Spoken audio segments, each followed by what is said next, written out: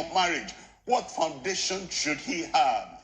In Christian experiences in the Lord, pertinent experiences, present experiences, proper, important experiences, indispensable experience in the Lord.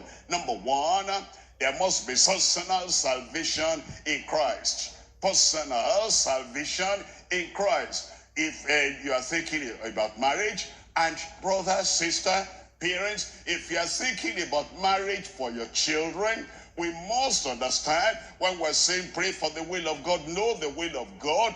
Number one thing, pertinent experiences in the Lord, so that your child can have a strong foundation, personal salvation in Christ. It says in 2 Corinthians chapter 6, reading from verse 14. 2 Corinthians chapter 6, verse 14.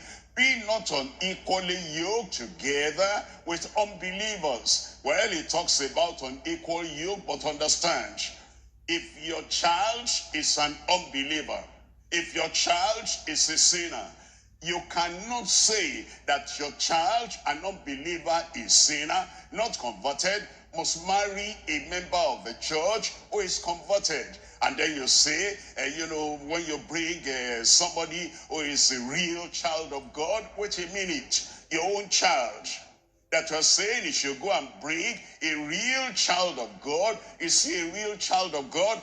If your son or your daughter is not a believer, and then you encourage him or her to marry a believer, that's still on equal yoke. And if your child is a believer, a real child of God, born again, converted, transformed, living the life of a new creature in Christ, all things pass away, all things become new. If your child is a real believer, and you allow her or you allow him to marry an unbeliever, that is still an unequal yoke. And in the marriage committee, as we help our young people, we must understand the personal salvation in Christ is number one, so that we're not joining people together unequally. Number two now is purifying sanctification with consecration.